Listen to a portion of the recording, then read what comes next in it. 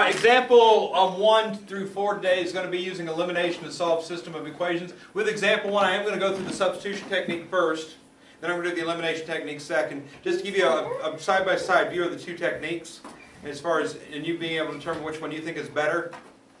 But the elimination technique, its name elimination is because we're going to eliminate a variable. We're going to eliminate x, eliminate y, take your pick. You want each equation to be x, y equals number order. So if it doesn't start off that way, rearrange it so it is. So something x, something y equals some number, and then something x, something y equals some number. So all the x's, all the y's, all the numbers are all lined up. Decide what you want to eliminate, either x or y. There's no rule saying you have to get rid of x, you have to get rid of y. Usually one's easier than the other to get rid of, so you're making a decision based on that. What I look for is opposite signs. So if I got negative 2x and positive 3x, I might want to get rid of x because they're already opposite signed. I don't have to worry about multiplying by a negative. All right? Otherwise, I look for small numbers. If I got 2x and 3x, and I got 15y and 27y, I probably want to get rid of x. All right? Because it'd be easier to get rid of x than y in that situation.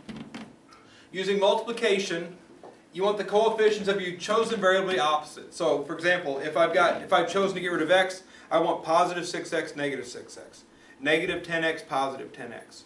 22x, negative 22x. I want them to be opposites one another through multiplication. So if the numbers were 2 and 11, times 11 to make 22, times 2 to make 22, make one of them negative. All right? Once you get the modified equation so that you got these opposites happening, you simply add the equation together. The x's add together, maybe that's when we get rid of, they eliminate. The y's add together, you get whatever you want y, and the numbers add together, you get whatever number you get. And then you just got something y equals something, divide to get your answer. And then once you get that answer, go back and solve the remaining variable. Okay? So, I think most of these techniques are easier if you actually see them being done. Okay? But again, I want to do this one here with substitution first. Alright? So I'm going to do substitution over there. I'll do elimination over here. I'll give myself enough room to do both techniques. Okay, so I'm working very hard to make sure you know that the elimination method is much better. You'll like it much more. Unless you're really hard to get along with, don't be that person. Alright, so if I want to use substitution, I'm looking for a coefficient of 1, right? So right there it is. And I've already told you if my 1 is a negative 1, it's better to move this over to that side, like so. So if 2x is staying where it's at, 13 is moving to the left, and negative y moves to the right, I end up with 2x minus 13 is equal to y. Alright? Once I know from the top equation that y is equal to this expression, 2x minus 13, can be put in place of that y there. So 3x plus 4 times 2x minus 13 is equal to 3. That gets me 3x plus 8x minus 52 is equal to 3. I'll move the 52 over here. I'm going to get 11x is equal to 55. Divide both sides by 11, I get x equals equal to 5, right? Once I know what x equals, I want to go back and find out what y equals. I'm going to go back right here. This says 2 times x minus 13 is supposed to equal y. So 10 minus 13 equals y. So negative 3 is equal to y. So just like that, we get our answer of 5, negative 3. The technique of substitution will work every time on these problems. All right, so that is substitution. And again, that's what we've already learned how to do. Moving on to elimination. I want to get rid of a variable x or y. Doesn't matter which one. Again, for me, I like opposite signs. So, negative, positive, I'd probably get rid of y in this problem. Alright?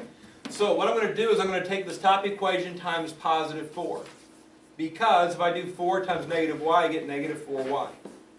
Which is opposite of positive 4y. Alright, so again, I'm looking at the problem, I'm making a determination. I want y to go away.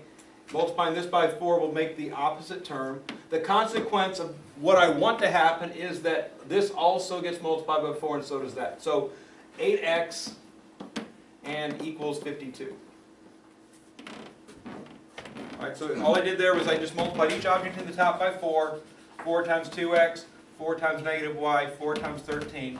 And what I've created out of that, now instead of using this equation, I'm using this one. Look at the y terms. One's positive 4y, one's negative 4y. So the next step in the process is to add the equations together. Add the x's, add the y's, add the constants. 3x and 8x makes 11x. 4y minus 4y is 0. 0y. And 3 plus 52 is 55. And just like that, notice we got the same spot we were without too much mess. Divide both sides by 11, we get x equals 5. Once I know that x equals 5, I go back anywhere I want to find out what y equals. I'm going to go right here. This says 3x plus 4y is equal to 3. That's 15, right? 3 times 5 is 15. So move it over here as a negative 15. So 4y is equal to negative 12. Divide by 4, you get y is equal to negative 3. And just like that, we have x and y. Same answer. Efficiency is in that technique. The problem was set up to begin with in elimination method. X, y equals number of order. So if it starts off like that, I always use elimination. If it starts off saying like y equals everything else, maybe I use substitution in that situation.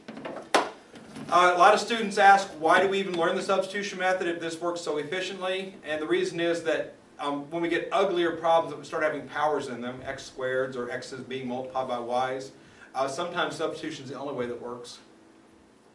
In those scenarios, if elimination does work, though, it's easier. But sometimes it doesn't work. So that's why we want to make sure we know how to do substitution. But just know that elimination is much more efficient as long as we're dealing with linear equations. X's to the first being added, subtracted to y's to the first.